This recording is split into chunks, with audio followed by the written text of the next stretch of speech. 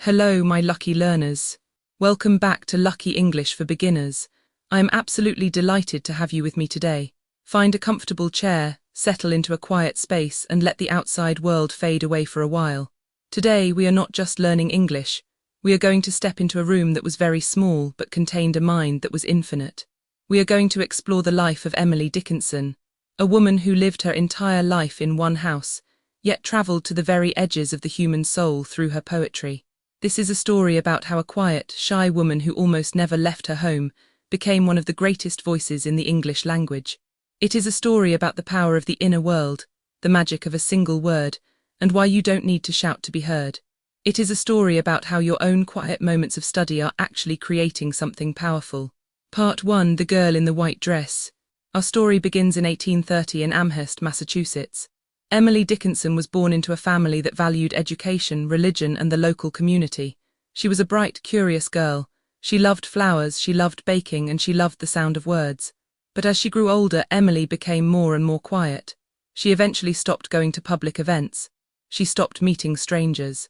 She spent almost all of her time inside her family's home, in her bedroom, looking out of her window at the garden.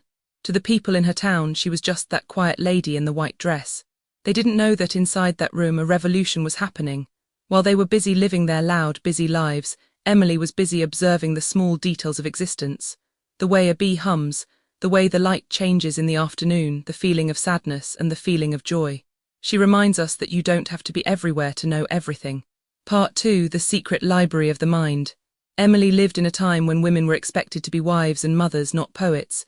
She didn't have a professional career. She didn't have a platform, but she had something much better. She had her own secret library. She read the Bible, she read Shakespeare, and she read the great thinkers of her time. She took the English language and she tore it apart. She didn't follow the rules of poetry. She used strange punctuation. She used capital letters where they didn't belong. She used dashes like little heartbeats to separate her thoughts. She wasn't trying to follow the rules of the textbooks. She was trying to capture the truth. She taught us that English is not a set of cages for your thoughts, it is a playground for your ideas. Part 3: Why Emily Dickinson Matters to You. You might ask, why should I, an English learner, care about a quiet woman from the 1800s? That is a beautiful question. Emily Dickinson is important because she proves that clarity is more important than length. Most of her poems are very, very short, sometimes only 8 or 12 lines, but in those 8 lines she can make you feel everything. She could explain the feeling of hope in 4 lines. She could explain the feeling of death in 4 lines. As a learner, I want you to focus on the power of the small. You don't have to write long, complicated sentences to be a good English speaker. You don't need to use big, fancy words to be understood. Sometimes the most powerful English is simple, direct, and honest. When you speak, try to find the one word that means exactly what you feel. That is the Emily Dickinson way. Part 4: The Art of the Dash. Emily's favourite punctuation mark was the dash. It is a short, sharp pause. It is a moment for the reader to catch their breath. When you are speaking English, don't be afraid of the pause. Many learners feel they have to talk very, very fast because they are afraid that if they stop, they will lose their turn. But the pause is where the meaning lives. When you stop for a second, you give your listener a chance to think. You give your own brain a chance to find the right word. A well-placed pause is the mark of a confident speaker. Don't rush, breathe, use your dashes. Part 5: The Courage to be Private. Emily didn't care about being famous. She didn't publish her poems to get applause. She wrote because the writing itself was her life. This is a very important lesson for you. When you practice your English, do it for yourself. Don't worry about whether people think you are smart. Don't worry about being perfect for your teacher or your boss. Practice because you want to know more. Practice because you want to understand the songs you listen to. When you take the pressure of performance away, you will find that your English grows much, much faster. Part 6: Observation as a Superpower. Emily was a master of observation.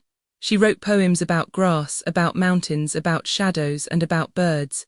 She paid attention to the things other people ignored. In your English journey, start observing the small things. Notice the way someone says thank you. Notice the way someone uses the word well in a conversation. Notice the way a sentence starts. When you become a master observer of the English language, you will start to see the hidden patterns that make it work. You aren't just a student, you are a scientist of sound and meaning. Part 7: The Beauty of the Inner Room. Emily's bedroom was her inner room. Where is your inner room? Maybe it is your desk where you study. Maybe it is your quiet time in the morning before the rest of the family wakes up. Create a space where you feel safe to make mistakes. A space where you can whisper your English practice, where you can read out loud, where you can be silly. A safe space is the most important tool for any learner. Part 8: The Power of Vocabulary. Even though Emily lived in one house, she had the largest vocabulary imaginable. She used words like ecstasy, immortality, seraphim, and oblivion. She wasn't afraid of big words, but she used them with precision. When you learn a new word, look at its history. Look at how it sounds. Does it sound soft? Does it sound sharp? Words have personalities. When you start to see the personality of a word, it will never leave your memory. Treat your vocabulary like a collection of beautiful objects. Part 9: The Magic of Nature. Emily found her inspiration in her garden. She didn't need to travel to Paris or Rome. She found the whole universe in her backyard. You don't need to live in an English-speaking country to learn English. You have the whole universe inside your books, your internet, and your mind. Inspiration is everywhere, just look. Part 10: Your story is still being written. Most of Emily's poems were found in a wooden box after she died. She never knew how famous she would become. You might feel like your English practice is invisible, that nobody sees it, that nobody cares. But you are building something that is going to change your future. You are building a version of yourself that is smarter, more connected, and more capable than you are today. Trust the process. Part 11: The Importance of Focus. Emily had a deep, intense focus. When she wrote, she was there. When you practice your English, give it that same focus. Even if it is just for 10 minutes, give those 10 minutes your whole heart. Put the phone away. Silence the notifications. Be fully present with the language. Part 12: You are the architect. Emily built her own world. You are building your own English world. You choose what you read. You choose what you listen to. You choose how you want to sound. You are the architect. Design a world that you love to spend time in. Part 13: Finding strength in your own truth. Emily didn't change her style to fit what people wanted. She wrote her truth. You don't have to change your personality to speak English.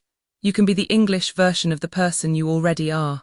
Bring your own humor, your own history, and your own values to the language. Part 14: The Legacy of Inspiration. Emily inspires us to be our authentic selves. Your English journey is your way of being authentic. Every time you try to express a thought that is truly yours, you are living a life of courage. Part 15: Your Final Mission. My lucky learners, thank you for stepping into the quiet, beautiful room of Emily Dickinson with me today. You are doing something heroic. You are learning to think in a new way, and that is a truly wonderful thing. Keep practicing, keep improving, and keep being lucky. I will be right here, waiting to walk the next mile of the mystery with you. Bye for now. Before you go, I have one question for you. If you could write a 4-line poem about the feeling of learning something new, what would you say?